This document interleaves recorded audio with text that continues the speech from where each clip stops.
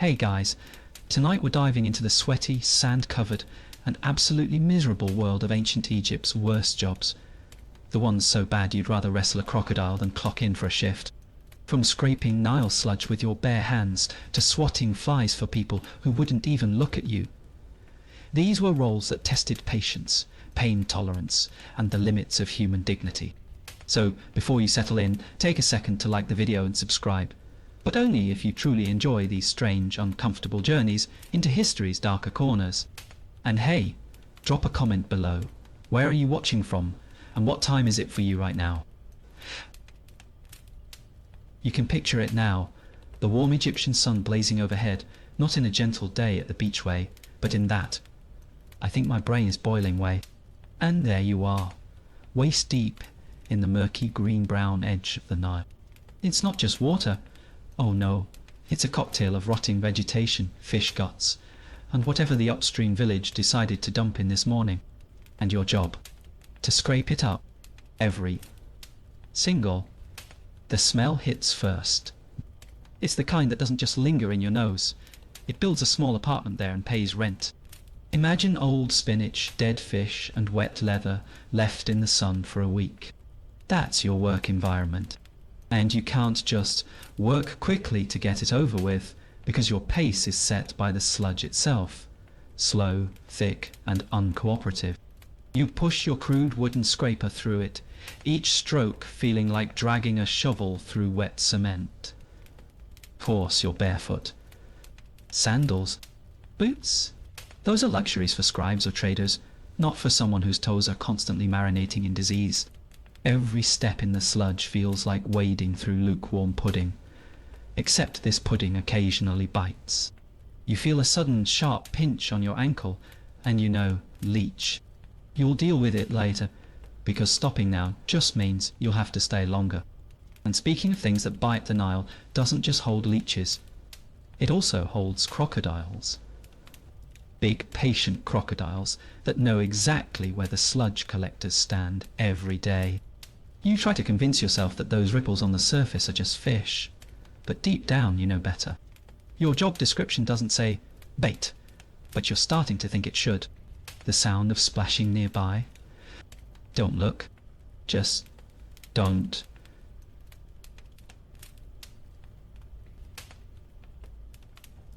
Then there's the skin rash. Nobody talks about the rash. After a day in this soup, your legs turn blotchy and itchy, like the river is slowly trying to erase you. At night you scratch until it feels like you're wearing sandpaper pants. And in the morning, back into the river you go, because apparently Egyptian beer doesn't brew itself, and your sludge is part of the process. Congratulations, you're literally the foundation of someone else's happy hour. The pay? Beer dot owned. Not coins, not bread, not even fresh clothes. Just beer. And not the kind of beer you'd brag about to your friends either. This is chunky room temperature beer with the consistency of watery oatmeal. But after a day in the river, it's the only thing that keeps you from collapsing. And maybe, just maybe, a few sips dull the smell of your own skin. Maybe. Your equipment is laughable. A warped wooden paddle, a clay bucket, and your own body. The paddle splinters, the bucket leaks, and your body, well, it holds up for a while. But every so often, someone just doesn't come back from the Nile. People whisper about crocodiles, or sickness, or the river taking them. You never know. You just show up the next day and keep scraping, because if you don't, someone else will, and they'll get your beer. And the work doesn't stop when the sun sets. If the beer makers need more sludge for tomorrow's batch, you keep going under the moonlight. The Nile at night is a different beast. The air cools, but the water feels colder, thicker, heavier. The shadows play tricks on your mind, and every rustle on the shore makes you think tonight is the night the crocodile finally cashes in its patience.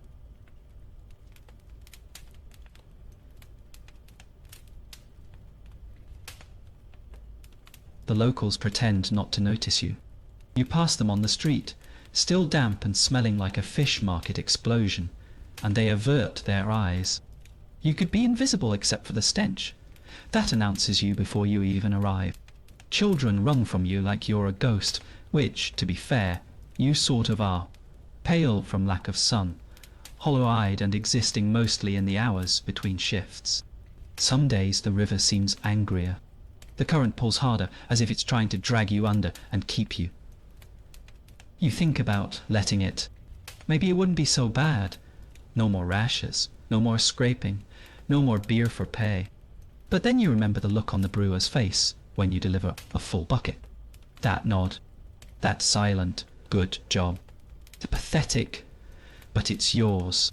And maybe, just maybe, there's a strange kind of pride in it. The beer at the palace, the beer at the taverns, the beer poured at the harvest festivals. That's your work, your sludge. You've touched more of Egypt than the pharaoh ever will. But pride doesn't stop the leeches, or the rash, or the smell. And tomorrow, you're back in the water, because the river never runs out of sludge. Still, there's a rumour that the job you have now, as revolting, dangerous and soul-crushing as it is, isn't even the worst one Egypt has to offer. And if that's true, well, you can't help but wonder what poor soul has it worse than you. So you've been promoted. No more standing in the Nile scraping sludge. Now you're hauling giant limestone blocks for the pharaoh's latest. Modest little tomb. Sounds like an upgrade, right? Wrong. Imagine waking up before sunrise, eating a chunk of bread the size of your fist, and then spending the next 12 hours dragging a stone that weighs more than your entire family. And not just once, hundreds of times, under a sun that feels like it's trying to melt you into the sand. There's no shade. None. None. Desert is one big oven, and you're the bread inside.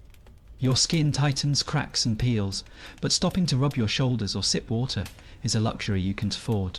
You're barefoot because shoes are for people who don't work for a living, apparently. The sand burns your soles until they go numb, and then the blisters take over. By the time you get home, your feet look like they've been boiled. The work itself. Picture tying a rope to a massive stone, leaning forward until every muscle in your back screams, and then nothing happens. The rock doesn't care about your dreams. You have to lean more, dig your toes into the sand, grunt like you're giving birth to another rock, and eventually it moves. A little. Then someone yells, and 20 other men join in, chanting in rhythm, pulling together until the block slides forward like an uncooperative camel. And oh, the risks. One wrong step, one slip on a patch of loose sand, and that stone will roll over your foot, your leg, or your entire body. You've seen it happen. Well, a man trips, the block shifts, and in seconds he's gone, flattened into the ground like he never existed. The overseers don't stop the work, they just shout for someone else to take his place. The pyramid waits for no one. The tools are laughable. Wooden sledges, fraying ropes, and pure human misery. No wheels, because apparently Egypt invented writing, mummification, and massive monuments, but not the wheel. You pour water onto the sand to reduce friction, but it mostly turns the ground into slippery sludge that tries to eat your sandals, if you're lucky enough to have them. And that water? You'd rather drink it, but you can't. The stone comes first. Every muscle in your body becomes a stranger. Your arms feel like lead, your back like it's made of broken pottery, and your neck burns from staring at the sand in front of you all day. You can't look up at the pyramid itself, partly because it's blinding in the sun, but mostly because the sight reminds you how much work is left. You've moved one stone today. There are thousands more. You're not just hauling rocks. You're part of a massive, groaning, sweaty machine, a living chain of suffering, One man slips, the rhythm breaks, the overseer's whip cracks, and suddenly everyone's moving faster than before, because the whip is always faster than the stone. The sound of it slicing through the air becomes your heartbeat. The food? Bread, onions, and sometimes beer. Enough to keep you alive, but never enough to make you feel full. You dream about roasted meat, but all you get is another gulp of warm beer at the end of the shift. Beer you've earned by dragging the very stones that will stand for eternity, while your name is forgotten before the next sunrise. Sometimes you hear whispers about the afterlife. How the pharaoh's soul will ascend to the heavens because of your work. How your suffering is part of Egypt's eternal glory. It's a nice thought until you remember that you'll be buried in an unmarked pit while the pharaoh rests in gold. You try not to think about it, but the thought lingers, sticking to you like the dust in your hair. At night, the pain settles in. Every joint throbs, your fingers twitch in your sleep as if still gripping the rope. You dream of walking away, of just letting go. But you wake up to the sound of the overseer's horn and know it's another day of hauling, another day of heat, another day closer to the pyramid being finished. For the pharaoh, not for you. And yet, there's a strange, dark pride. When you see the massive stones stacked higher and higher, you know you helped build something the world will talk about for thousands of years. They won't talk about you, but they'll talk about your work. And in a way, that's something. Just don't get too comfortable with that thought, because rumor has it there are jobs in Egypt even worse than this.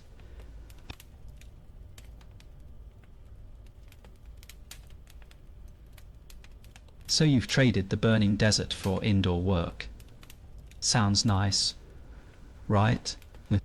Shade, no sandstorms, no hauling rocks.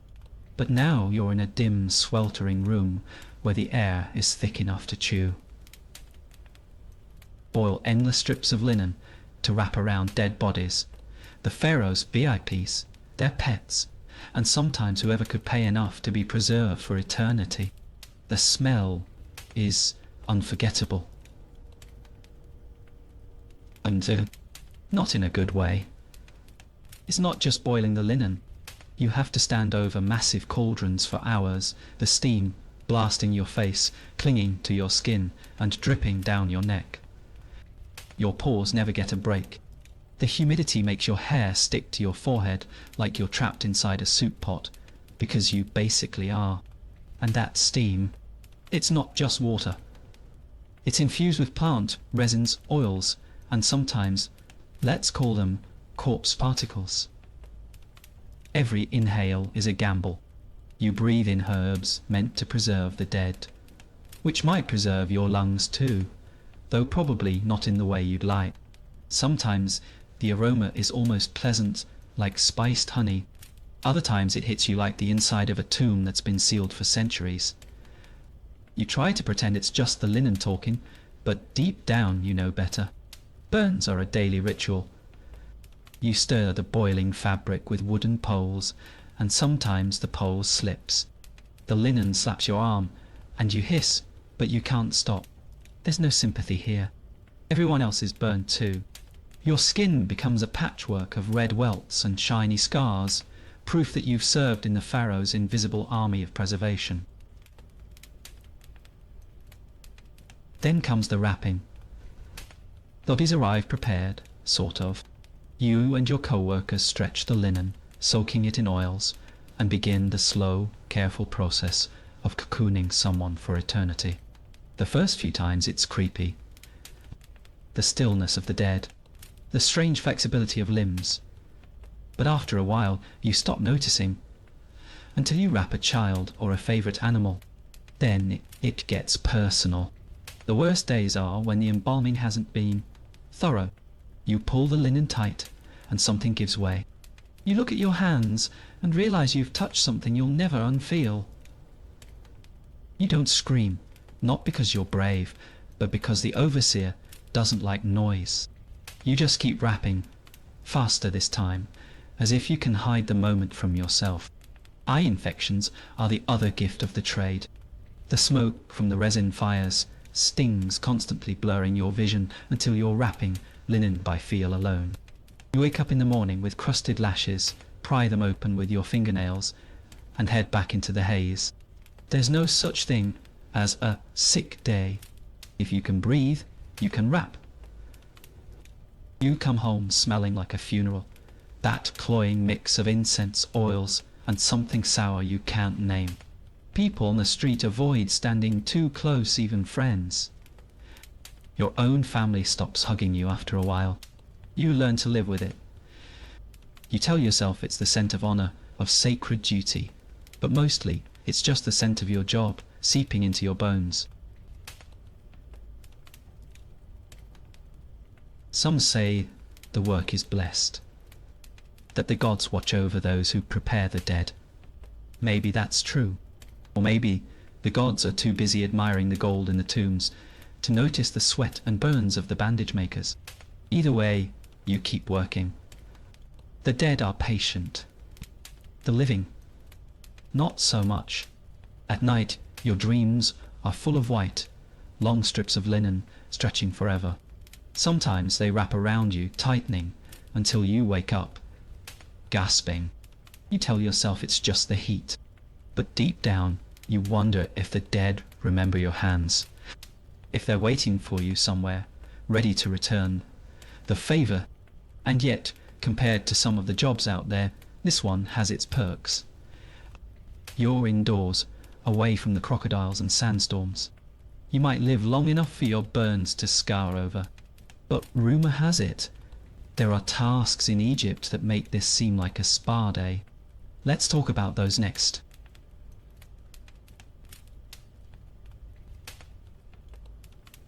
So you think farming is just wheat and barley? Cute. What? In ancient Egypt, some farms didn't grow plants. They grew beetles. Scarabs, to be exact. Sacred, divine little dung rollers worshipped as symbols of rebirth.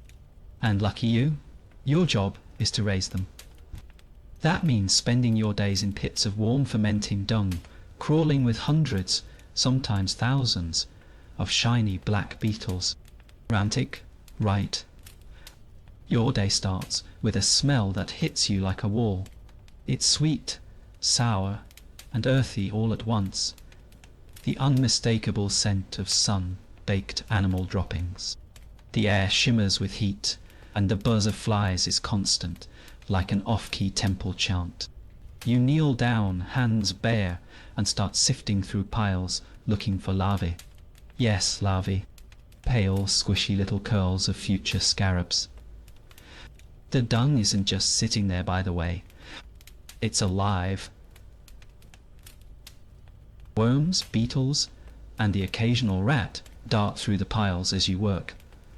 You get used to the feeling of something moving against your fingers or crawling up your arm faster than you'd think.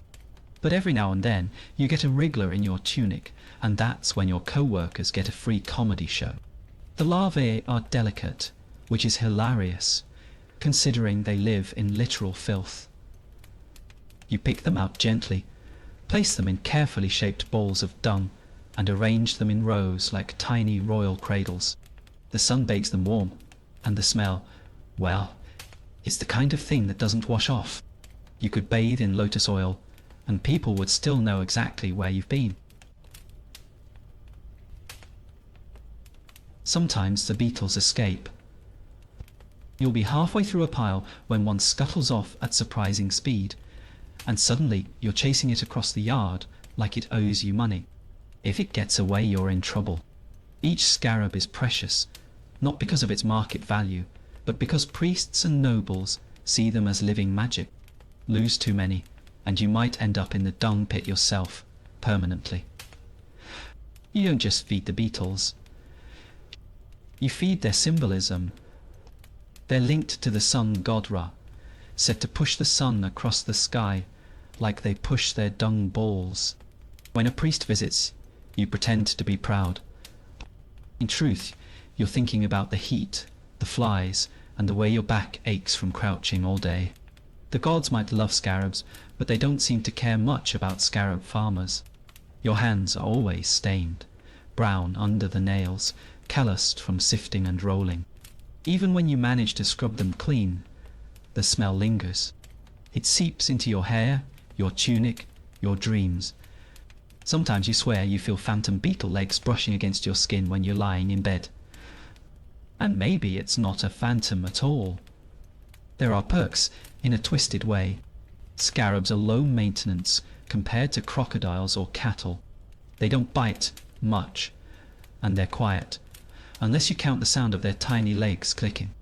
And because they're sacred, no one dares harm them, which means you're one of the few workers in Egypt whose livestock won't try to kill you back. Still, you can't shake the thought that your entire career revolves around poop. You roll it, shape it, guard it all, so the insects can thrive. And when they're finally ready, they're carted off to temples wrapped in linen and entombed. Your work is sacred, sure, but no one writes songs about the guy who made it possible. Some nights, you wonder what it would be like to work in a real field, with crops you can eat and soil that doesn't make you gag. But then you hear rumours of jobs far worse than this. Jobs where the heat, the smell, and the danger make dung pits seem like paradise. And if you think I am exaggerating, just wait until you hear about the poor soul who stood beside the pharaoh all day holding a giant feather fan. So you've landed one of the most prestigious jobs in ancient Egypt, standing next to the living god himself.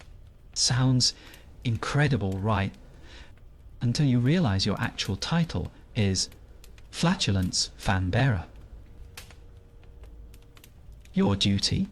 Hold a massive feather fan near the pharaoh all day, making sure he's cool, comfortable, and ventilated.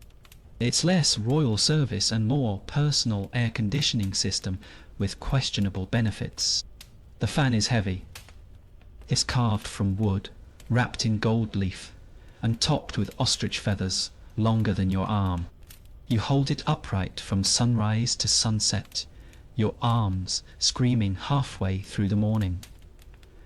And because you're always in the pharaoh's shadow, you see everything, the jewels, the courtiers, the ceremonial processions, but you're not allowed to speak, cough, sneeze, or even scratch an itch.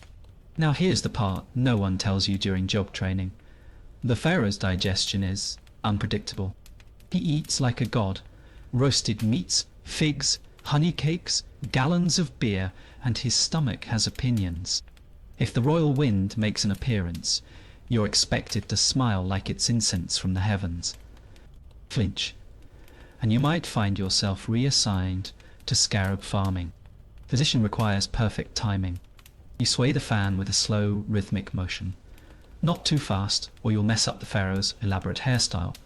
Not too slow, or you'll risk a glare that could end your career. And if he dozes off, you keep going. The man could sleep for hours, and you'd be standing there, sweating, trying not to pass out yourself. Of course, there's no shade for you.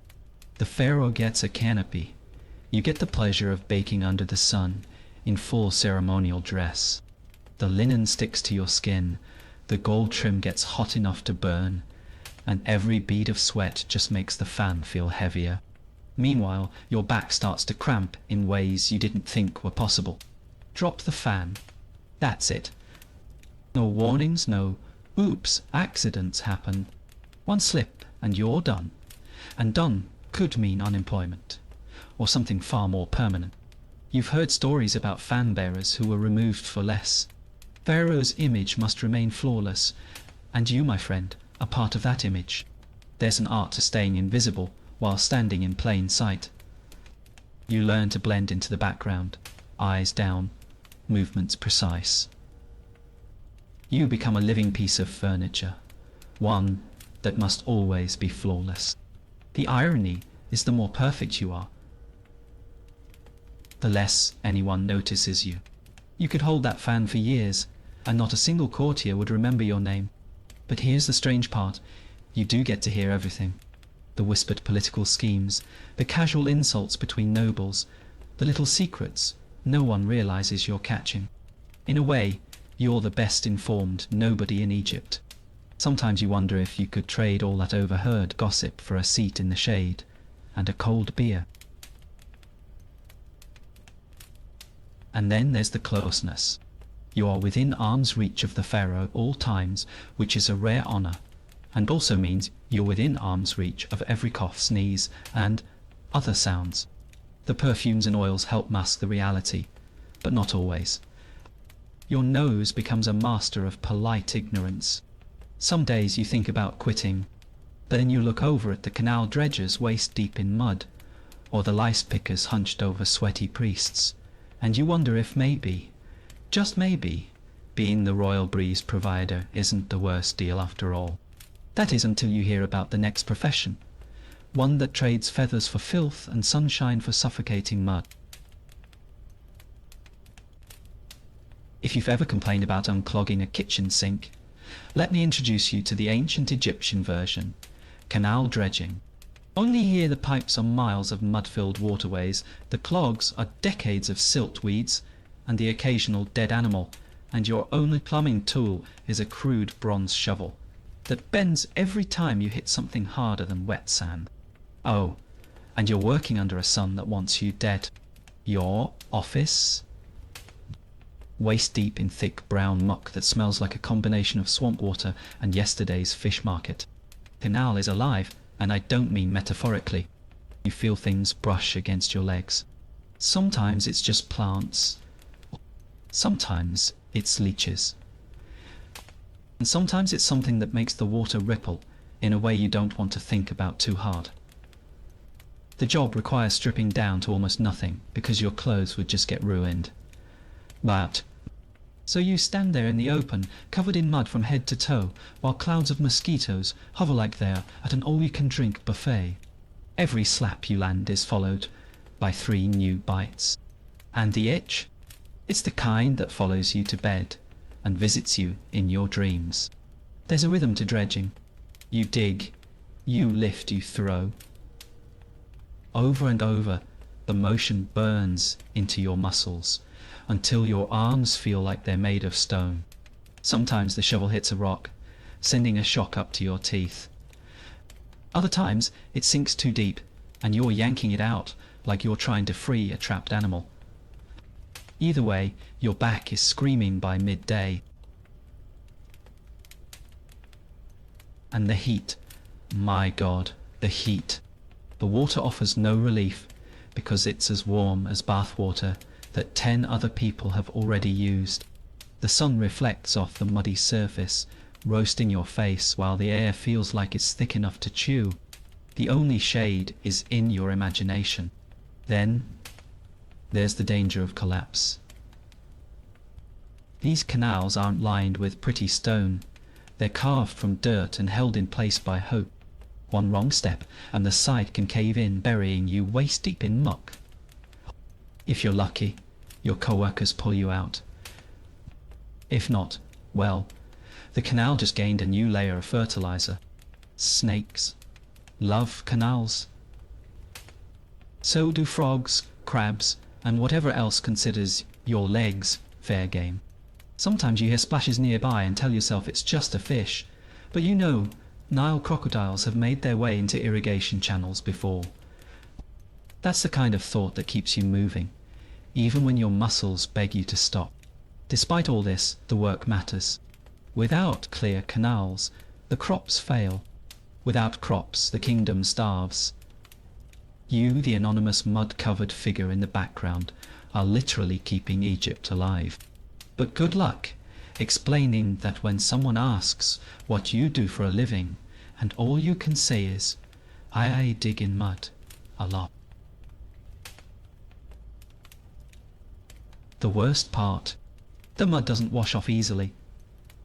You scrub until your skin is raw, but there's always that smell, earthy, sour, a little metallic, clinging to you. It seeps into your fingernails, your hair, even your dreams. You can't escape it, not really. And yet, as you watch the Nile's water flow freely again, there's a moment, fleeting but real, when you feel pride. Then you remember tomorrow, you'll be back in the same spot, facing the same muck, with the same hungry mosquitoes.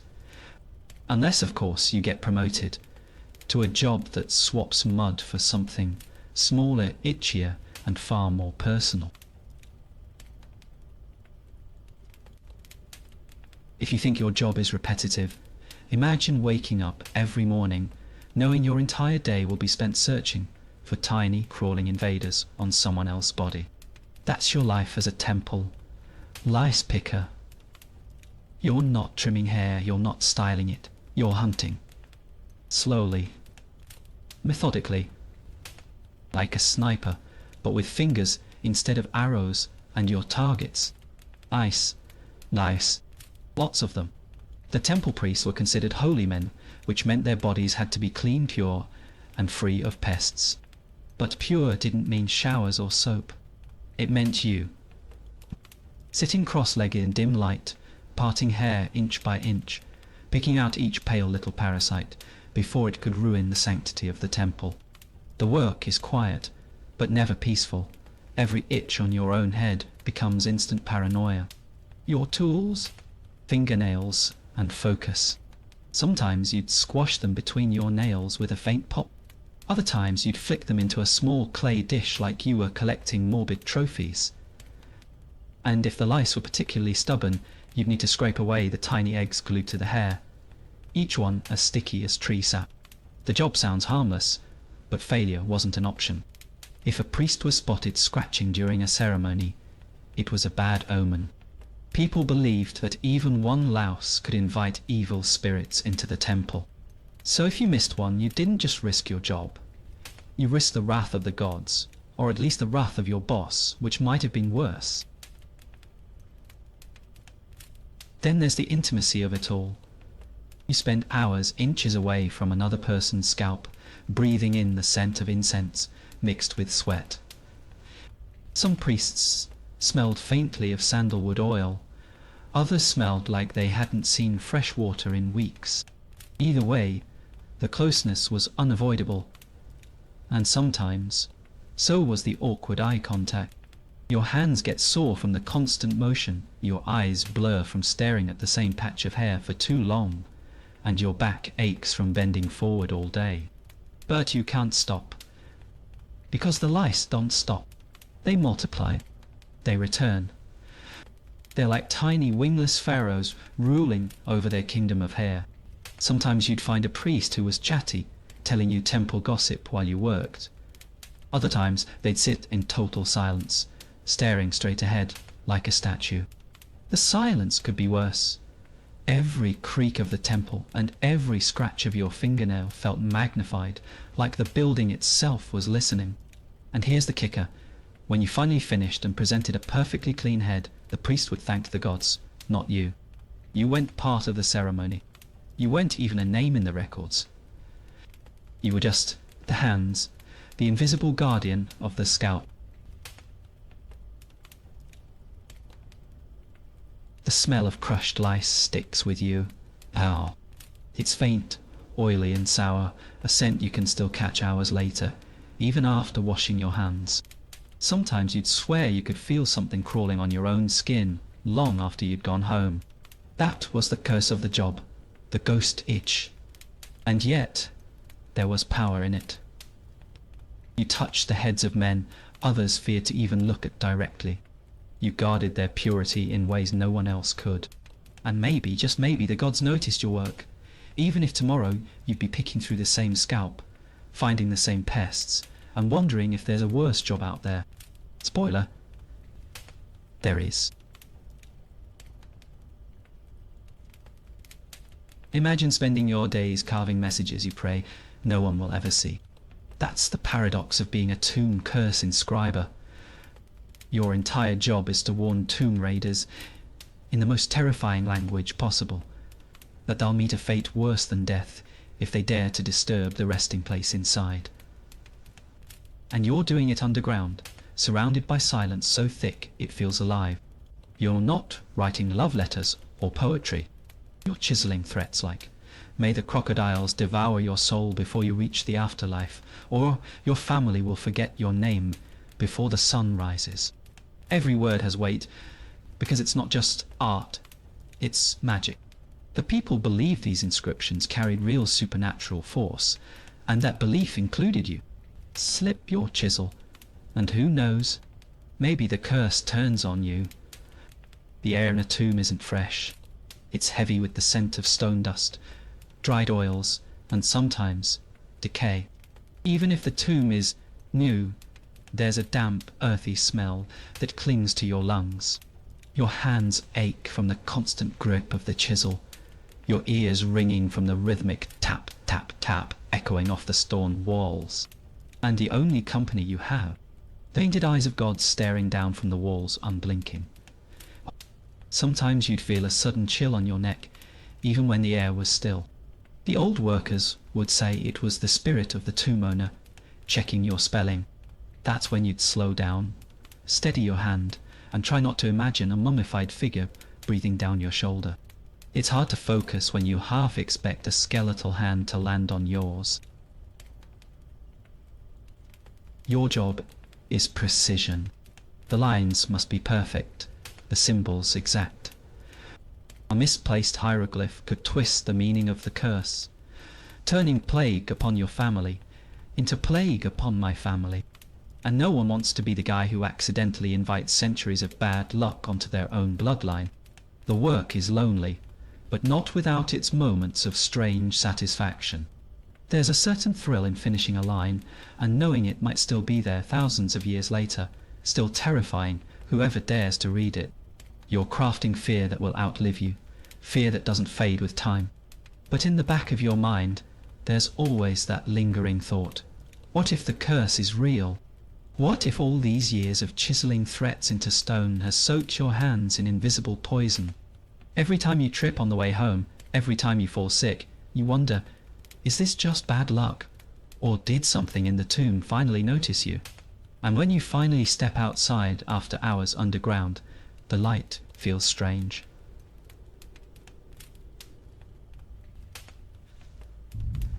Harsh.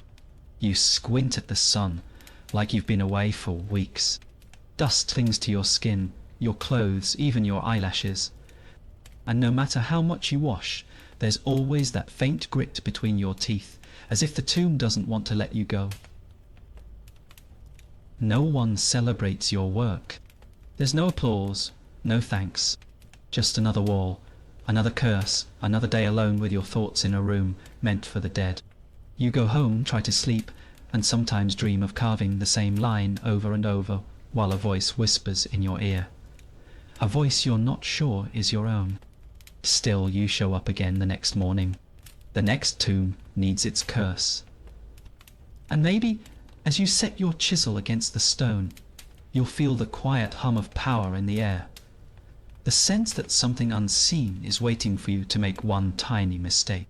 Because in ancient Egypt, the dead didn't stay silent forever.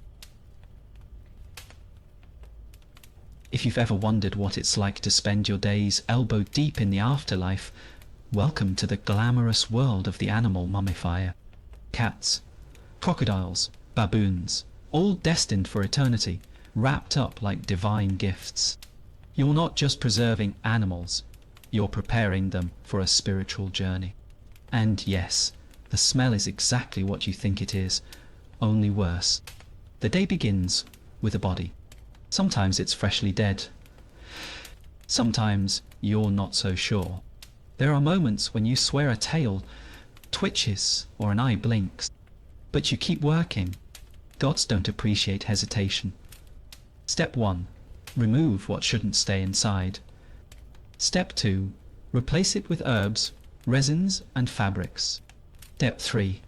Try not to gag. The heat doesn't help, but should. Inside the workshop, the air feels syrup thick, heavy with the scent of natron salt, incense and decay. Sticks to your hair, your skin, your clothes. Even when you leave, the smell follows, like it's been stitched into your very pores. People can tell what you do for a living before you even speak. Some animals are sacred offerings, meant to be placed in temples as gifts to the gods. Others are personal companions, mummified so they can follow their owners into the afterlife. You can tell the difference by how much care you're ordered to take, and by how many guards are watching over your work. The more important the animal, the more your neck is on the line. Working with crocodiles is the worst. Their thick hides resist the knife, and their teeth still seem ready to snap. You have to wedge their jaws open with sticks, muttering prayers under your breath. Cats, on the other hand, are delicate. Their bones are thin, their bodies light, but their eyes, even glassy and lifeless, feel like they're watching your every move. You develop strange habits.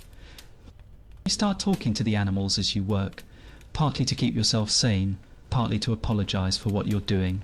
"Sorry, little one," you might whisper as you tuck herbs under a cat's ribs.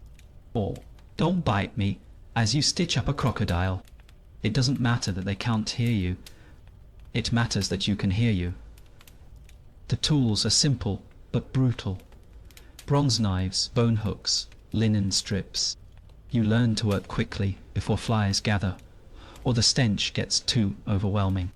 Speed, however, is dangerous. A careless cut can tear the skin or snap a bone, ruining the presentation. And no priest wants to present a blessed animal that looks like it lost a fight. The pay? Barely enough to buy beer, but sometimes the temple rewards you with scraps from the offerings, bread, figs, honey. You eat them in the corner, trying not to notice the smell of resin still on your hands. You've washed them 5 times already, and it's still there, faint but stubborn. The job takes a toll on your body. Your back aches from leaning over stone tables all day. Your hands are cracked from constant contact with salt and resin. Your eyes burn from the smoke of incense, meant to purify the air, but only trapping the smell in your lungs. You get used to breathing shallow. At night, you dream of bandages. Endless overlapping strips of linen, wrapping around you, tighter and tighter. You wake up with the feeling that, maybe in some small way, the work is binding you too. The animals are heading to the afterlife, but you're the one who's truly trapped. Still, tomorrow there will be another delivery, another set of eyes staring up at you.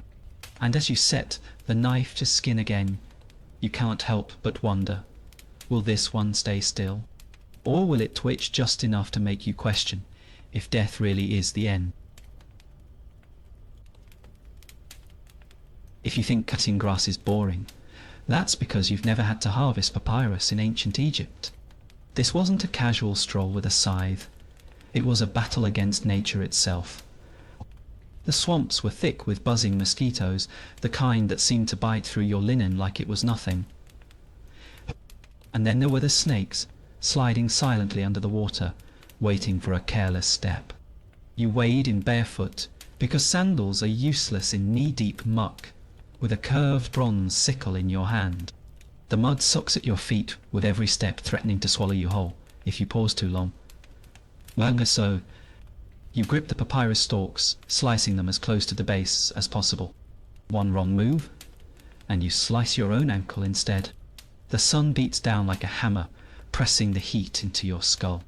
Sweat drips into your eyes, blurring your vision, making it harder to tell the difference between a stalk and a snake. The papyrus plants sway in the breeze, tall and proud, almost mocking you. And as soon as you cut one another, seems to sprout in its place. Endless. Mosquitoes are relentless here. They find your ears, your neck, your eyelids, anywhere tender and exposed. You can slap at them all you want, but you'll just end up smearing mud on your face. And in the back of your mind, you remember, mosquito bites here aren't just itchy. They're dangerous. Fever, weakness, sometimes worse. Each bundle of papyrus is heavy, and after an hour, your shoulders burn. You drag the cut stalks to the shore, stacking them in uneven piles. The trick is to keep them straight, or they'll dry twisted and be useless for making scrolls. If that happens, the scribe will curse your name, and not in a poetic way. The swamp water has its own smell, a mix of wet plants, rotting fish, and something sour you can't quite name. It clings to you like a second skin. Even after a bath, the scent lingers. People in the marketplace will wrinkle their noses as you pass. You don't blame them. You wrinkle your own nose sometimes. It's not just snakes you worry about, master. There are crocodiles here too. Not the big temple offering ones, but smaller, faster ones. The kind that dart in from under the reeds and vanish just as quickly. If you're unlucky, you'll feel the water shift beside you, and then nothing, until you feel teeth. Your hands toughen from the work, the skin on your palms splitting and collusing from gripping the sickle. Papyrus stalks can slice you open just as easily as the blade can. The cuts sting in the swamp water, a constant reminder that infection is only ever one bad day away. When the harvest is good, you load the stalks onto reed boats, poling your way back along the river. The boat rides low in the water, sluggish and slow, the bundles stacked high enough to block the sun. You breathe in the smell of wet green, and try not to think about how much more there is to cut tomorrow. At night you lie in bed and feel phantom itches where the mosquitoes bit you. Your muscles twitch with the memory of bending and lifting. Sometimes in your dreams you're still in the swamp, the reeds towering over you like walls, the air buzzing with wings, the water swirling dark beneath your feet. And just when you think you've escaped it for the day, you wait to see the first light on the horizon, and the bundles waiting to be carried to the drying racks. Papyrus doesn't harvest itself, and neither, unfortunately, do you. Imagine standing over a massive open vat of boiling grain, mashed steam curling up into your face, carrying the scent of beer, so strong it seeps into your clothes. That was your office as a beer froth skimmer in ancient Egypt.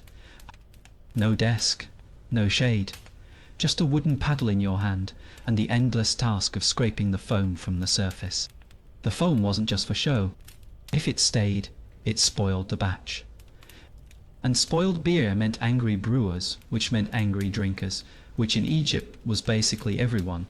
You leaned over the vats for hours, eyes stinging from the heat and steam, trying not to breathe too deep, because the hot yeasty air felt like it was cooking you from the inside.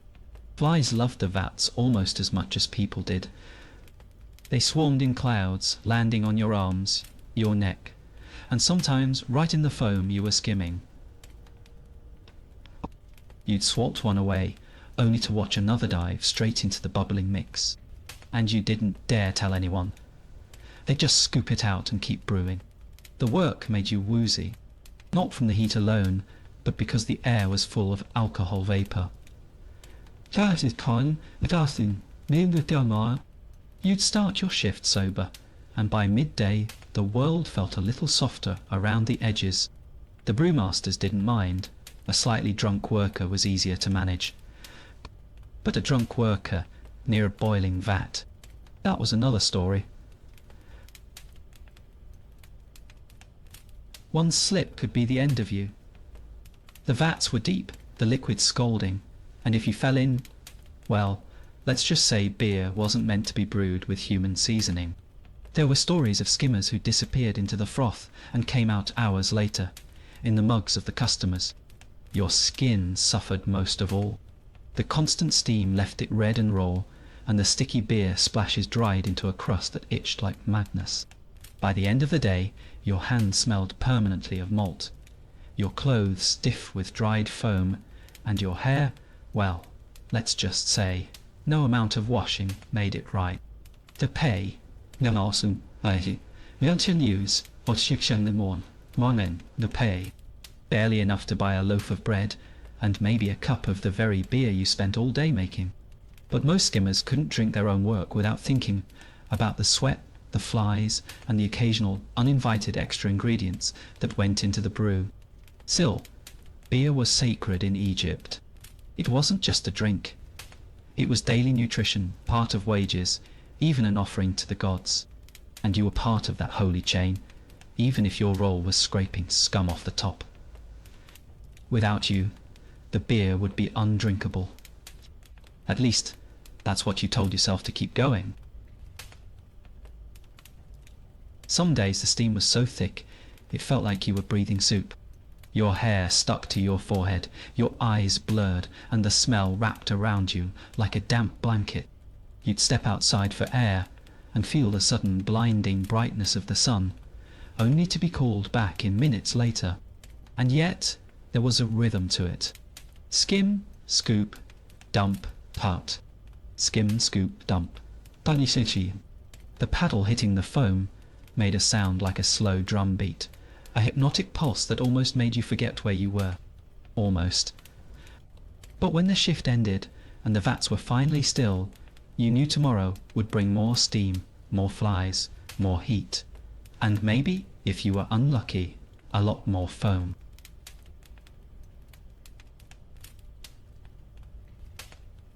Picture this: you're standing at the edge of a freshly dug grave in ancient Egypt. The sun's scorching down, and your job isn't to bury the dead. It's to cry for loudly, dramatically, for hours. You went there to comfort the grieving family. You were hired to be the grief. A professional mourner was part actor, part noise machine, part endurance athlete. Your performance began the moment you arrived. You'd throw yourself to the ground, wailing like your own mother had just died, clawing at the dirt until it got under your fingernails. Then came the hair pulling, not gently tugging, but yanking until clumps came out, because the more convincing your despair, the more coins you earned. The voice was your main weapon.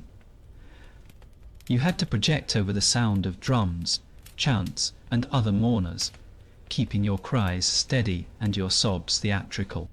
It wasn't uncommon to scream until your throat burned and your voice cracked. But you couldn't stop. Losing your voice meant losing your pay. It didn't matter if you'd never met the deceased. In fact, most times you hadn't. You'd just been told their name, maybe what they did, and then thrown into the deep end of fake grief. And the family didn't want quiet dignity. They wanted a full-blown tragedy worthy of the gods themselves. Of course, it wasn't all solemn. In the middle of the chaos, you'd notice the absurdity, like when two mourners tried to outscream each other, or when someone accidentally wailed the wrong name. You had to keep a straight face, because laughter at a funeral, even in ancient Egypt, was frowned upon, unless it was part of the act. The heat was relentless. Mourning meant layers of black or dusty linen, all of which trapped the sun's warmth until you felt like you were grieving inside an oven.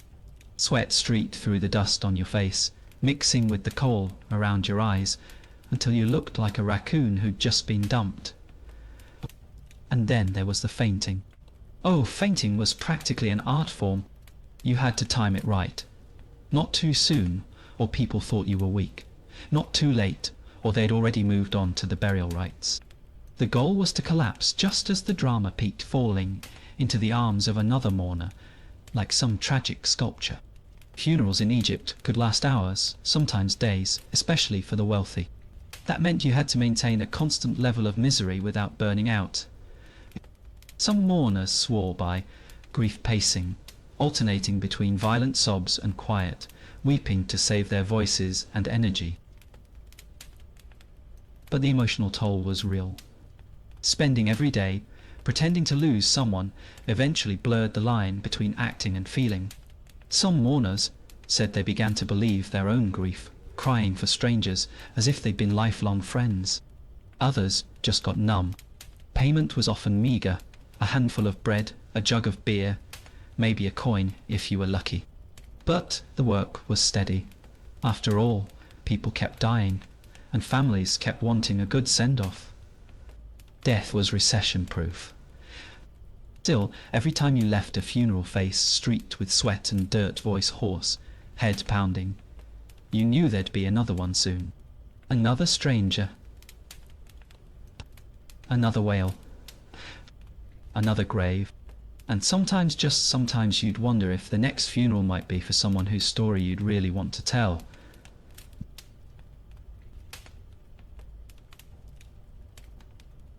Imagine spending your entire life staring at other people's feet. Not polished, perfumed feet. No, we're talking about cracked, dusty, sweaty feet that had been walking through the Egyptian sun all day. Your job: keep the pharaohs' and nobles' sandals in perfect working order. That meant crawling, kneeling, and squatting at ground level day in and day out. You'd carry your tools everywhere: bone needles, strips of leather, and a glue made from boiled fish skin that smelled like low tide on the Nile. The moment a strap snapped, you were expected to be there, on your knees, fixing it before the noble's foot even touched the sand. Speed was survival. The worst part? Sandals break a lot in the desert. Heat warps the leather, sand grinds it down, and sweat rots the stitching. If the pharaoh tripped because of your repair, it wasn't, "Oops, my bad." It was, "Oops, I might die." The stakes were high, and your margin for error was non-existent. You didn't get to choose your workspace either. If a strap broke during a royal procession, you were fixing it right there, under the blistering sun, while hundreds of people stared down at you. No shade, no water, just you and a very impatient noble, tapping their sandaled foot. The smell was another curse. Sandals soaked up the sweat of long marches and hot days, and after a while they took on a life of their own. You'd lean in to stitch, and the stench would slap you harder than any overseer. If you gagged, you learned to do it quietly. Dignity was a luxury you didn't have. Being this close to power had its ironies. You were right at the pharaoh's feet, literally, but you were invisible. Nobles would talk over you, around you, sometimes even about you, as if you weren't there. You were just the hands that kept them walking. The work itself was a test of patience. Thick leather resisted your needle, and the fish glue took forever to set under the heat. Sometimes you'd have to hold the sandal, together with your own fingers, until it dried, roasting your skin in the process. Then there was the posture. Hours bent over left your back screaming in pain, your knees raw from kneeling on stone or sand. Some sandal slaves tried wrapping cloth around their legs for cushioning, but it just trapped more heat and sweat. And of course there was no such thing as off-duty. If a sandal broke in the middle of the night, guess who was summoned with a torch in their face? You didn't get to say, "Let's fix it in the morning." You fixed it now. Payment, if you were a slave, there was none. Maybe extra bread if your work pleased them. But most of the time, your reward was simply not being punished. Some were lucky enough to get cast-off sandals from their masters, worn, but better than nothing. Over time, you became an expert at predicting breaks. You could glance at a sandal and know it had maybe 3 more hours of walking left. But no matter how good you got, the work never stopped. And as you watched the sun burn another day into the horizon, you'd realize tomorrow there would be more feet, and more sandals waiting to snap at the worst possible moment.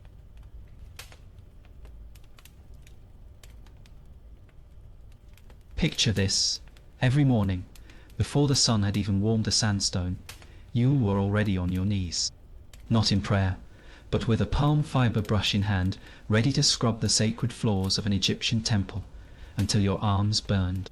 This wasn't a chore, it was a ritual. And you were the invisible priest of cleanliness. Inside the temple, silence wasn't just encouraged, it was mandatory. No humming, no sighing, not even the faintest cough. The only soundtrack was the rhythmic scrape of your brush against stone, layered with the distant echo of priests, chanting prayers to gods who frankly never lifted a finger to help the cleaning. And you could never under any circumstance stand up straight inside the sanctuary. You moved in a perpetual crouch, like you were trying to dodge an invisible ceiling. Officially, it was a sign of humility before the gods. Unofficially, it was a shortcut to chronic back pain before the age of 25. The floor was its own special kind of battlefield. Between the flagstones lay layers of incense, ash, wind-blown sand, beetle carcasses, and unidentifiable stains you learned not to ask about. Every stroke of your brush was like peeling back history, and it wasn't always the pretty kind. The smell was a cruel trickster. At first, you'd catch the warm, spicy perfume of burned frankincense. Then, mid-breath, it would shift to the dry, bitter taste of dust, coating your tongue. By the end of the day, your personal scent could only be described as ancient temple blend. Part spice market, part old crypt. And no matter how much you scrubbed, the temple never stayed clean. Pilgrims brought in more sand, priests spilled more oil, and someone always managed to track in something questionable from the streets. You'd polish a single slab for hours, only to watch it get ruined in seconds. Gratitude? Forget it. No priest ever patted you on the back for making the floor shine. The gods didn't send visions of thanks. Your reward was the knowledge that you had made the ground worthy for their feet, until it wasn't anymore. Physically, the job reshaped you, and not in a good way. Your knees became swollen, your palms were a road map of calluses, and your spine slowly learned the shape of a question mark. You stopped noticing the pain because pain was simply part of the uniform. But the temple kept secrets only you got close enough to see.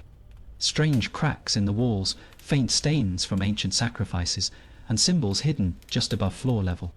You'd catch yourself staring too long, wondering if they were meant for you to find, then quickly look away before anyone noticed. Night shifts were the worst. Temple was too still, too aware. The scrape of your brush seemed to echo back at you, and sometimes, just sometimes, you'd hear soft footsteps that didn't belong to the living. You kept scrubbing. You never looked up.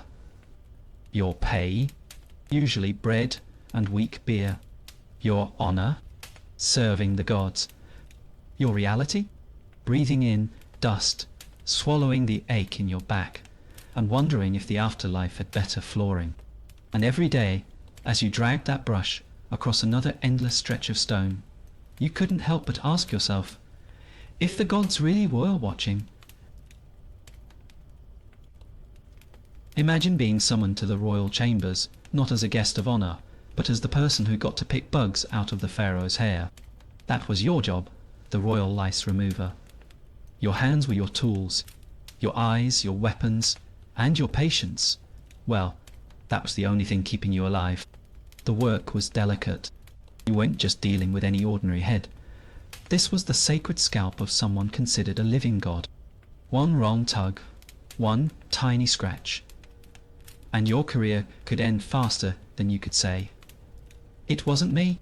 And trust me, pharaohs weren't exactly known for forgiving bad hair days.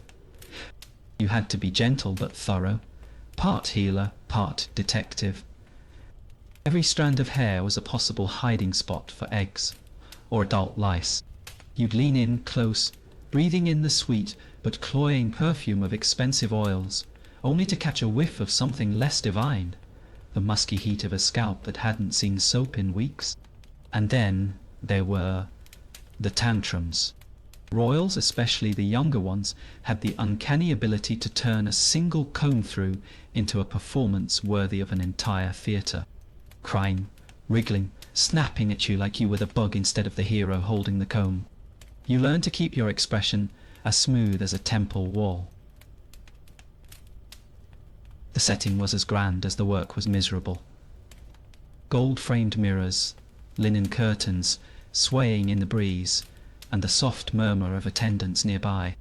But all that splendour vanished when you spotted a louse darting toward the crown of the pharaoh's head like it owned the place.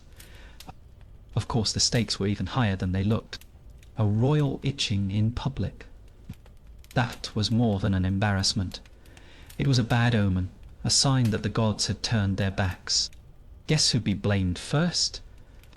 Yep, you. Your tools were primitive, bone or ivory combs, a little oil to slow the lice down, and your own nails. The comb teeth were so fine they could snag a single hair, and they often did. You'd mutter apologies you weren't sure were heard, or worse, weren't believed. On some days you'd work for hours only to find the same stubborn eggs clinging to the same stubborn hair. It was like fighting a tiny army that refused to surrender. And if the lice came back too soon, you'd better have an escape plan, because your head might be next on the chopping block. But there were strange moments of quiet intimacy too. In the stillness, as the pharaoh's breathing slowed, you'd almost forget your position. It was just you, the comb, and the steady rhythm of your work, broken only by the faint clink of gold jewellery shifting as the head moved. You became an expert in the royal moods. You could tell if the pharaoh was about to yell, laugh, or nap just from the way their shoulders shifted under the silk robes. That skill wasn't in the job description, it was survival. Your reward. Not riches, not land, not even a thank you. Just the continued privilege of sitting behind the most powerful person in the land, plucking tiny invaders from their scalp, and praying the gods kept your hands steady. And somewhere in the back of your mind, as you flicked the last louse into a bowl of oil, you couldn't help but wonder, did the gods ever get lice? You wake before the sun, because in the desert, the sun isn't your friend, it's your executioner. As the desert messenger, your job is simple on paper. Carry the pharaoh's scrolls from one city to another. In reality, it's a daily negotiation with death. You tie the precious documents inside a linen wrap, sling them over your shoulder, and step into the endless sea of sand. There are no roads, no signposts, just the horizon, shimmering, deceptive, and always farther than it looks. The air at dawn is cool, almost gentle, tricking you into thinking, maybe today will be easier. But you know better. The heat is coming, and when it arrives, it doesn't knock politely. It crushes.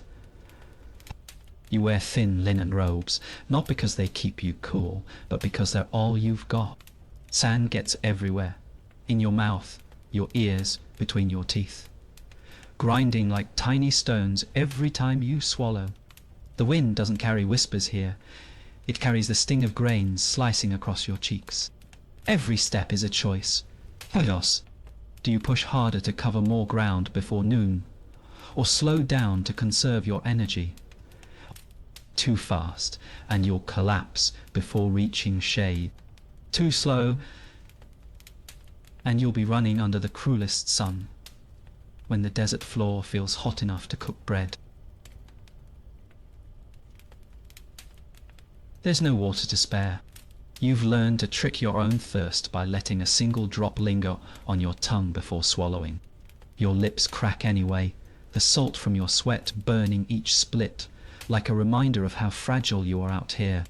The desert is never truly empty. Bandits wait behind dunes, watching for lone messengers carrying something worth stealing. You keep a hand near the small dagger tied at your waist, knowing it's laughably small compared to the curved swords they carry, but it's better than nothing. And then there are the creatures that don't care about your message or your mission. Snakes basking on the path, scorpions hiding under your footprints, jackals trailing you at night. You've learned to read the sand, spotting the faint trails that mean danger is near. Still, nothing matches the exhaustion.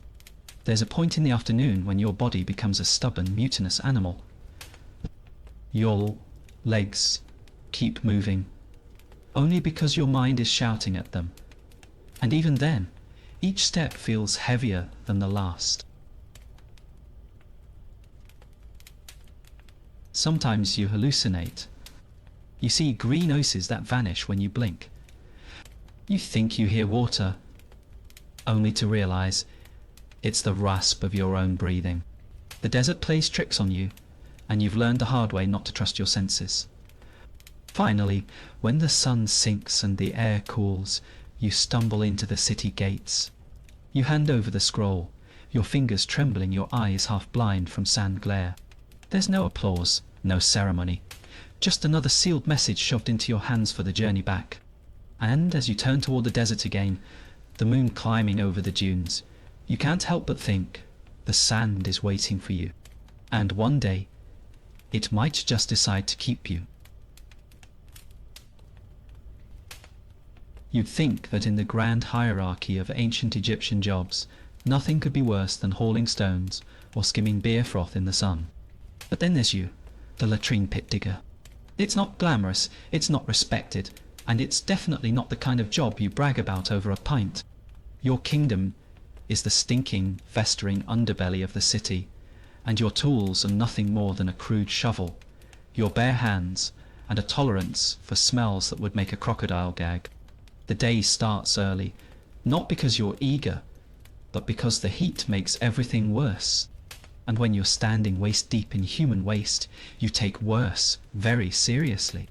The air is thick with ammonia, rot, and whatever mysterious odours drift up from older forgotten layers of filth. Your lungs burn with every breath, but stopping isn't an option. The city needs its pits, and you're the unlucky soul to dig them. There's no such thing as gloves or boots. Your feet squelch in the muck, your hands blister against the rough wood of your shovel, and you try not to think about what's seeping under your fingernails. Sometimes the ground gives way, collapsing into older pits from years past, and that's when you learn the meaning of truly cursed. One wrong step, and you're in waste that predates your own lifetime. You tell yourself to focus on the dirt, not on the maggots writhing in it. Not on the occasional rat that bolts past your leg, not on the centipedes that seem to thrive in this dark, moist paradise. Every sound in the pit echoes, the squelch of the sludge, the splash of something dropping in, the unsettling skitter of claws just out of sight. And the smell, there's no escaping it. It clings to your hair, your clothes, your very skin. No matter how hard you scrub at the end of the day, the scent lingers, following you home like an unwelcome ghost. People notice. They step aside when you pass, wrinkle their noses, and give you a wide berth, as if smell alone could curse them. But the real danger isn't social shame. It's disease. The pit is alive with bacteria, parasites, and infections just waiting for the smallest cut to invite them in. You've seen fellow diggers waste away in weeks after a simple blister turned into something far more sinister. The work itself is relentless. Dig, hull, dump, repeat. The city grows, which means the pits must grow too. Some days you swear the earth itself is trying to spit you out, pushing the walls in and forcing you to claw your way back to the surface. Other days it swallows you whole, the sludge rising around your legs, until panic grips your chest. And when the day's work is done, there's no celebration, no thanks, just the knowledge that tomorrow you'll return to the same pit, or a new one just as bad. The only constant is the smell. The smell never leaves. Yet somewhere in the back of your mind, as you shovel another mound of filth, you wonder what's waiting in the next job. Over. And in ancient Egypt, you know better than to assume it will be any better than this.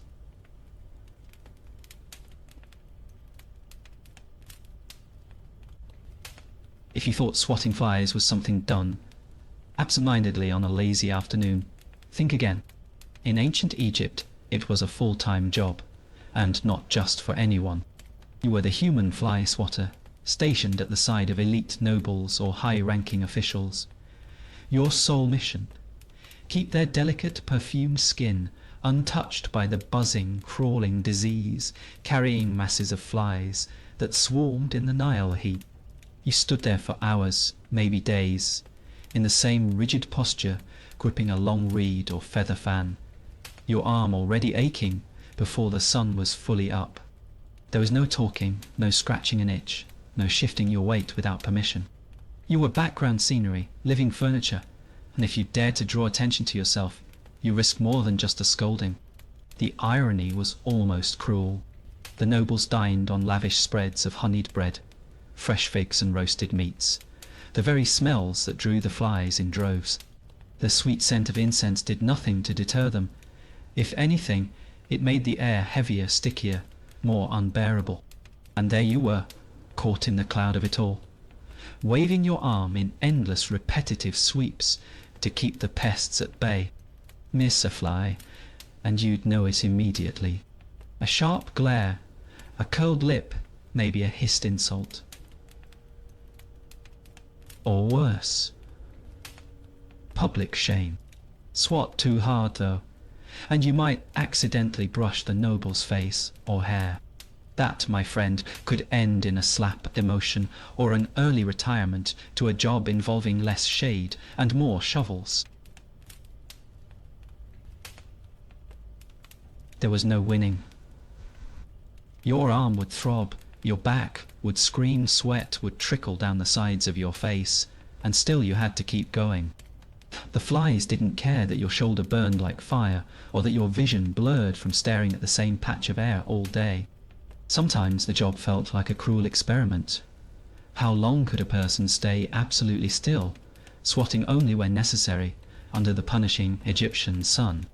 The nobles could afford to test you, because after all, you were replaceable. And yet, you learned tricks. You learned to anticipate the fly's movements, to spot the faint shimmer in the air before they landed. You developed the reflexes of a cat and the patience of a stone statue. You became so attuned to the rhythm of the swarm that you could sense when they were coming before you, even heard the buzz. Still, no amount of skill could make the humiliation disappear. You went a guard, a scribe, or even a brewer. You were the swatter, the one whose legacy was to keep someone else skin pristine while yours baked in the sun. By the end of the day, the buzzing stayed in your ears, even in silence. You could close your eyes and still see the blur of wings, still feel the twitch in your arm. And deep down, you wondered if the next job could possibly be worse. Though in ancient Egypt, history suggests it absolutely could. You think working near water in ancient Egypt was relaxing? Cute. Try wading waist deep into the Nile with raw meat tied to your waist and see how quickly you rethink your career choices. Your job as the crocodile bait boy wasn't to catch fish, whole reeds, or wash linens. No, you were the warm, wriggling decoy in a religious ritual where sacred crocodiles were meant to be fed. And if the crocodile didn't feel like biting the meat, well, it might take a bite out of you instead. The priests would dress you in almost nothing, partly so you could move freely in the water, partly so the crocodile got a good look at the goods. You'd shuffle into the muddy shallows, feeling reeds brush against your legs, each touch making your heartbeat spike. The sun blazed overhead, but the real heat came from the awareness that a dark, scaly shadow might be gliding under the surface toward you. The priest chanted, drums thumped, and you stood there like an offering on two legs. The smell didn't help. Raw meat tied around your waist in a linen pouch meant you carried your own perfume. A perfume that said, "Dinner's here." Sometimes the meat was fresh. Other times it was, well, aged, to attract the spirit of the crocodile.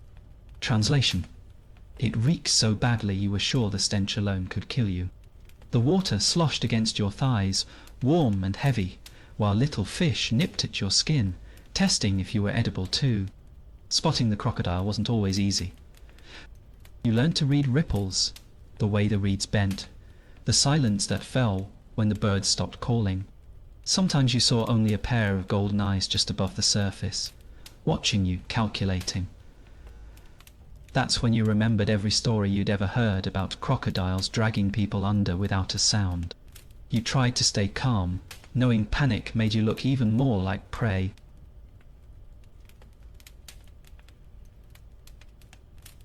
And then there were the bad days. Days when the crocodile swam right past the meat and came straight for you. Maybe it liked the smell of fear. Maybe it was just having a bad day. You'd have to wade backward, heart pounding, pretending this was all part of the plan, while priests shouted instructions you couldn't hear over your own pulse in your ears. If you tripped in the mud, well, you became a cautionary tale for the next bait boy. Surviving a ritual didn't mean a celebration. It meant you'd be back next week to do it all again. If the temple crocodile was in a good mood, maybe it took the meat cleanly, without tasting you. But every time you waded in, you knew this could be the day you didn't wade back out. The other workers in the temple gave you that mix of admiration and pity, usually reserved for soldiers and condemned men. There were, of course, the funny moments, if you define funny, as terrifying in hindsight, like the time a crocodile decided to sink and vanish, only to pop up right behind you, or a priest misjudged and tossed extra meat into the water, and suddenly you were standing between two very large, very hungry reptiles. Humour in ancient Egypt was often the thin veil over sheer survival. The Nile's waters themselves were no friend. Aside from crocodiles, you dealt with leeches that clung like curses, fish with sharp teeth, and mud that sucked your feet in with it every step. Sometimes you'd come out with more cuts, bites, and rashes than you went in. And that was on a good day. Your skin carried the scent of river water and raw meat long after you'd left the shore.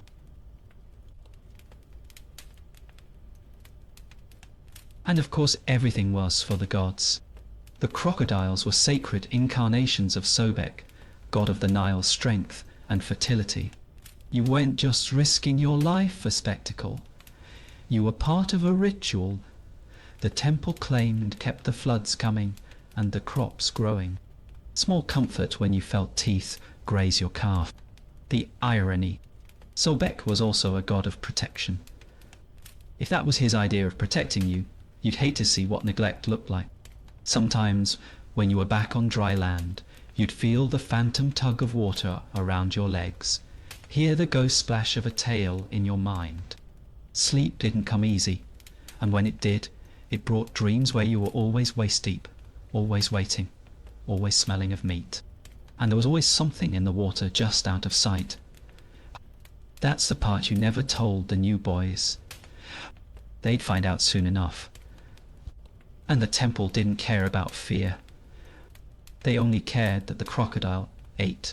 The faster it happened, the more successful the ritual was. Your life was a coin tossed into the Nile's current every week. Maybe it landed on survival, maybe not.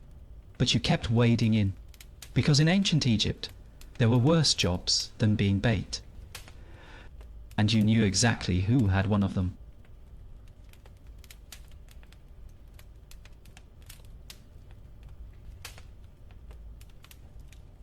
You've probably heard people romanticize working with your hands, the earthy satisfaction of honest labor. Well, in ancient Egypt, working with your hands could mean pounding grain until your fingers were numb. Your lungs burned and your ears rang for hours after you'd stopped. As the pestle boy of the granary, you went baking bread or sipping beer. You were the human machine that crushed the grain to make both possible. For everyone but yourself. The granary was a mud brick oven of heat, with sunlight blasting through the doorway, and dust motes swirling like tiny curses in the air. You stood, or more often crouched over a giant stone mortar while gripping a pestle taller than your own body.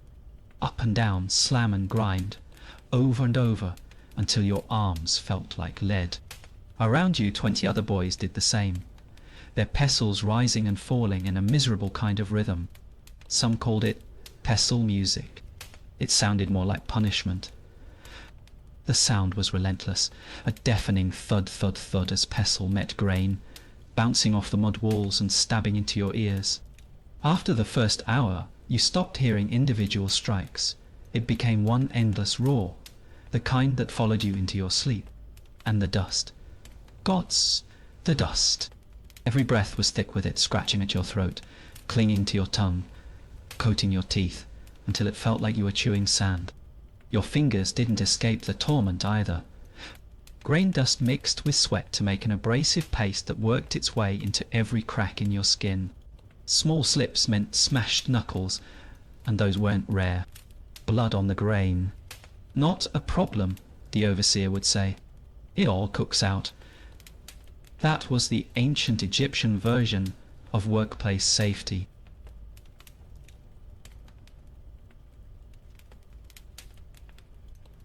The work was timed by the overseer's shadow, not a water clock. If the shadow still fell across the doorway, you were still pounding. Sometimes the granary floor was slick with spilled grain, and you'd feel your bare feet slip just as you brought the pestle down. One wrong move, and you could lose a toe, or worse, smash a friend's hand. No one stopped. If you slowed down, you'd hear the overseer's reed whip before you saw it. The air inside grew hotter as the day went on. The walls seemed to hold the heat like a furnace, baking you as thoroughly as the bread you were helping create. Sweat stung your eyes, mixing with grain dust to form a gritty sludge on your cheeks. It itched constantly, but if you stopped to wipe your face, the rhythm broke, and that was dangerous. The granary was not a place for mistakes. There was the smell, not of bread, not yet, but of raw grain baking in the heat, mixed with sweat from 30 bodies, and the faint, sharp tang of crushed pests that found their way into the grain. Rats and beetles didn't stop breeding just because the grain was sacred. Sometimes, when you pounded, you'd hear the crunch of something that wasn't wheat. You didn't mention it. You just kept pounding. The boys developed their own silent language. Little glances and gestures to keep each other from going mad. A raised eyebrow meant, "I'm about to pass out." A slight tilt of the head meant, "Your pestle's slipping." But there was no actual talking, not over the noise and not under the watch of the overseer. Talking meant distraction. Distraction meant pain.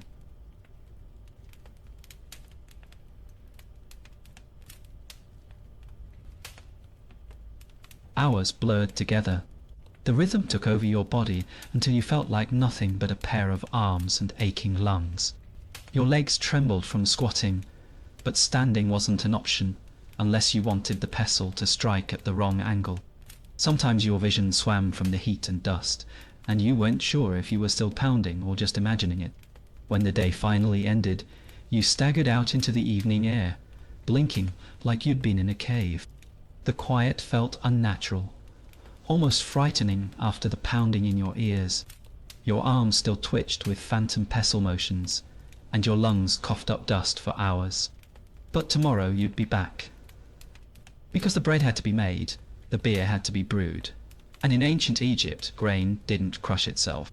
And the cruel part, the beer and bread you made possible were mostly for the priests, the nobles, and the army. You'd get scraps, a mouthful of bread so coarse it could chip a tooth. Still, you ate it gratefully, because the alternative wasn't hunger. The alternative was becoming one of the jobs worse than pounding grain all day, and those jobs were out there.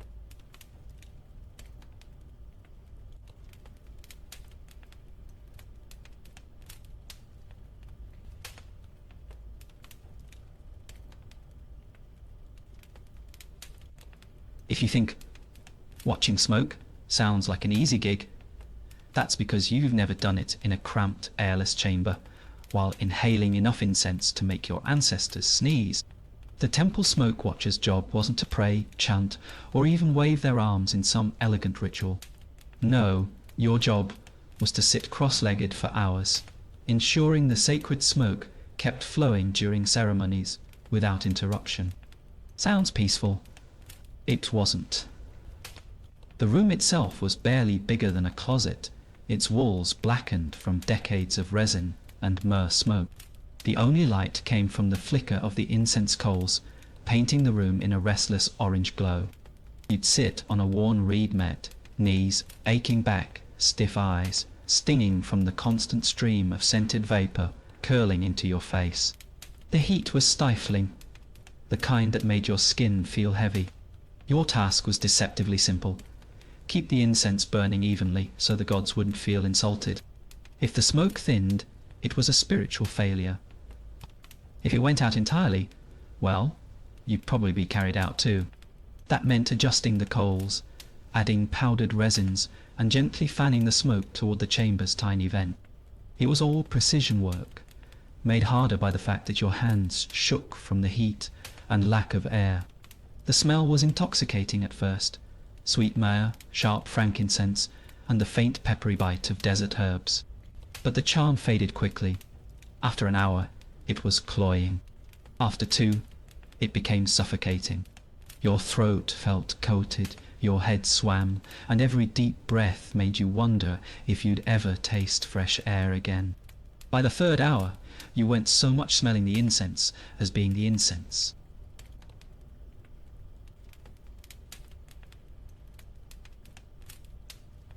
Passing out was a common occupational hazard. You'd feel the edges of your vision grow fuzzy, the world tilting in slow motion. If you toppled over mid-ceremony, it wasn't treated as a medical emergency. It was a public shame, proof you couldn't handle the sacred task. They'd drag you out by the ankles, splash you with Nile water, and send you back in once you could stand.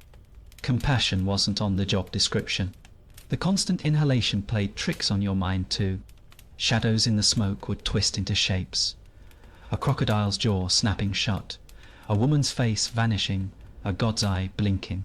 You couldn't tell if they were visions or just your oxygen-starved brain making mischief. Some smoke watchers swore they'd seen omens in the swirls. Others just saw their lunch coming back up. Your clothes absorbed the scent so deeply that even after a full wash in the Nile, you still smelled like roasted myrrh. People could tell what you did for a living before you even spoke. Some claimed it was a mark of honor. Others kept their distance, muttering about the ones who breathe the god's breath. Either way, there was no escaping the perfume of your trade. The posture alone was its own torment. Hours of sitting cross-legged left your legs numb, your ankles screaming, and your hips locked. When you finally stood, it felt like walking on borrowed limbs. Sometimes you'd shift too suddenly and knock over a brazier, which was a disaster. Not only did you risk burning the mat, but if you lost even a wisp of smoke before it reached the vent, it was your fault.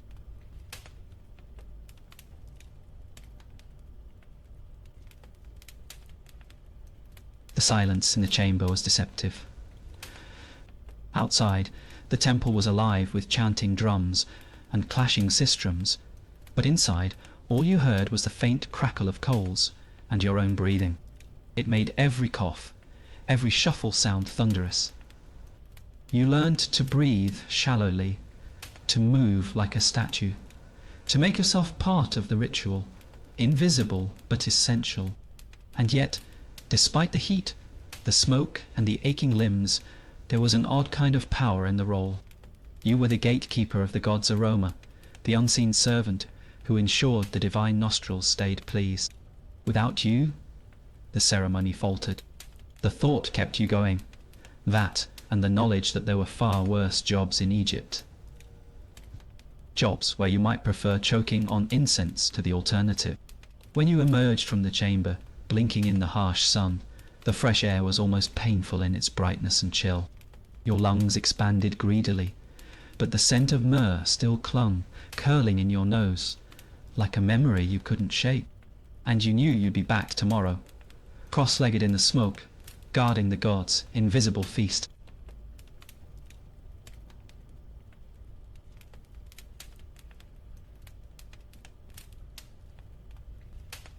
At first glance, funeral food taster sounds almost indulgent. Free meals, right. But in ancient Egypt, tasting food for the dead was no banquet. It was a job soaked in superstition, stomach-turning uncertainty, and the kind of pressure that could make every bite feel like a gamble. You weren't eating for pleasure. You were eating to keep the gods from getting offended. The role was straightforward on paper.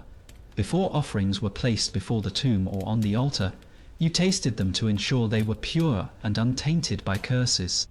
If you think that sounds dramatic, remember this. People genuinely believed food could be cursed by rival priests, jealous neighbors, or even the restless spirit of the deceased. So your bite was the ultimate test. The rituals often began after long fasts. Sometimes you weren't allowed to eat for 24 hours before the tasting, so your stomach would be a pit of hunger by the time the tray arrived. But hunger made it worse. The first mouthful was always a shock. Spiced meats, figs, honey cakes, rich foods hitting an empty stomach like a punch. You had to pace yourself, even though every instinct screamed, to devour it. And then came the darker part. The awareness that if you vomited, the blame didn't fall on your digestion. It was a sign the gods were displeased. Whether you were sick from spoiled meat or from actual food poisoning, no one cared. Your reaction was interpreted as divine judgment.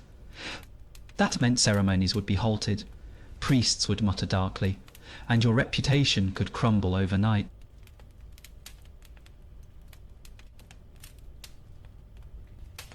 Spoiled food wasn't rare. Offerings sometimes sat out for hours in the Egyptian sun before reaching you. Congealed bread, hardened wine, turned sour. Occasionally the spoilage was intentional, a quiet test of your loyalty or a sinister ploy to remove you from the position.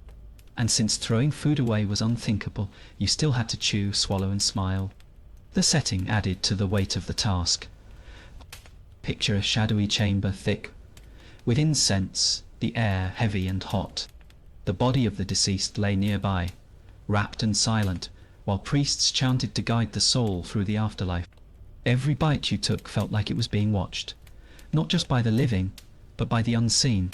Some tasters swore they could feel the dead's gaze, and the food itself could be unnerving. Dishes ranged from sweet, honeyed dates to strong-smelling fish stews. Some were delicious, others were so pungent they coated your mouth for hours. You couldn't show preference. You ate with the same solemnity, whether it was the finest lamb or a bowl of something that looked like swamp sludge. The gods, it was believed, noticed your attitude as much as your taste buds. The pressure wasn't just spiritual, it was political. If the family paying for the funeral thought you were too hesitant, or that you looked cursed, they could demand a replacement. You were always one mistake, one cough, one grimace away from losing your position. And if a high-status family disliked you, your dismissal could mean exile from temple work entirely.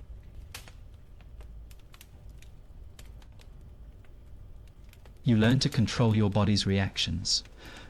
Chew, slowly breathe, shallowly, swallow, without flinching. Keep your face neutral, your eyes respectful. Even if a sour fig made your jaw clench, you forced your muscles to relax. It was a kind of performance. One part priest, one part actor, one part very nervous dinner guest. And of course, there was the lingering superstition. Many believed that by tasting food meant for the dead you invited a little of death into yourself. Some wore amulets to protect against spiritual contamination. Others whispered prayers under their breath between bites. But no charm could erase the feeling of walking away from the table with an aftertaste that wasn't entirely physical. When the ritual was done, the food you'd bitten into would be set before the tomb or burned in, offering. You'd step back into the sunlight, your stomach swirling with a mix of hunger, fullness, and unease. And you knew that the next funeral might be tomorrow, or even later that day. Another feast, another gamble, another chance to find out just how much the gods liked you.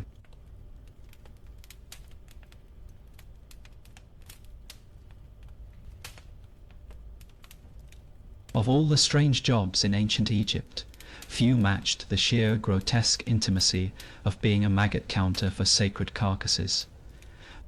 It wasn't enough to embalm a holy animal. The gods demanded vigilance over its decay. Your task was to monitor every wriggle, every tiny intruder, and ensure that even the slow rot of death remained dignified.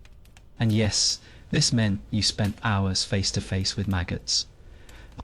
The animals under your care were no ordinary beasts. They were sacred cats, ibises, crocodiles, creatures believed to carry divine essence. When they died, they weren't just buried. They were mummified with the same reverence as royalty. But before the wrappings could be sealed, the carcass had to be watched. Constantly.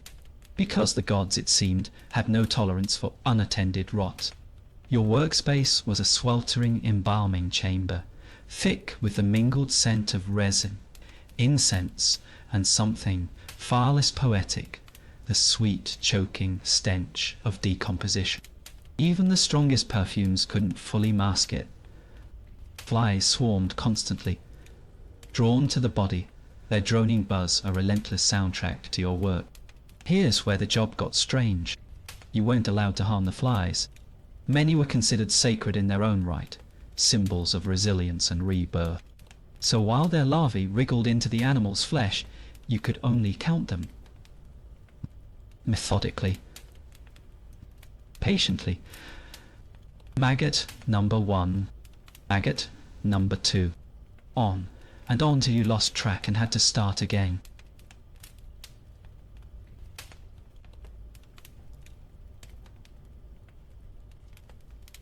And yes, they got everywhere.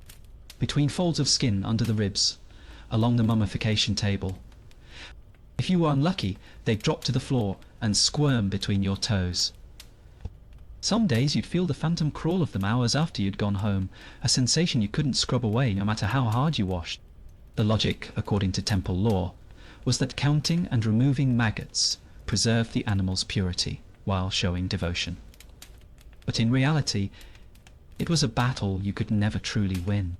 You'd remove a handful, turn your back for a heartbeat, and more would appear, as if conjured from the very air. Working so close to death did things to your mind. You began to see the maggots not as pests, but as patient, little labourers, breaking down what remained. Some maggot counters swore they could recognize individual ones, even naming them. Others went the opposite way, numbing themselves until the creatures became nothing more than twitching grains of rice. The hours dragged. Counting was slow, deliberate, and done in near silence. No music, no chatter. Just you, the carcass, and the sound of your own breathing. Every now and then a priest would pass by, peering over your shoulder to ensure the purity count was maintained. No one ever praised you for a job well done. They only noticed if you missed one. And then there was the heat. The embalming chamber was designed to slow decay, but Egypt's climate didn't care. You'd sweat until your linen clung to your back, your hands slippery on the carcass. Each time you bent close to peer into a wound or crevice, the air hit you with a wave of fetid warmth that made your stomach tighten. If you lost focus, if you miscounted, or worse, forgot to replace a maggot somewhere else, it was said the gods might take it as an insult. Not to the priests, not to the temple, but to you personally. The idea of being cursed by the spirit of a half-decayed crocodile wasn't something you laughed about even in private. When your shift ended, you'd step outside into the sunlight, blinking like you'd been freed from a tomb. But the smell clung to you, to your hair, your nails, your very skin. People in the market would wrinkle their noses when you passed. And tomorrow, you knew you'd be back in that same dim room, counting the uncountable, keeping vigil over the quiet, sacred crawl of life feeding on death.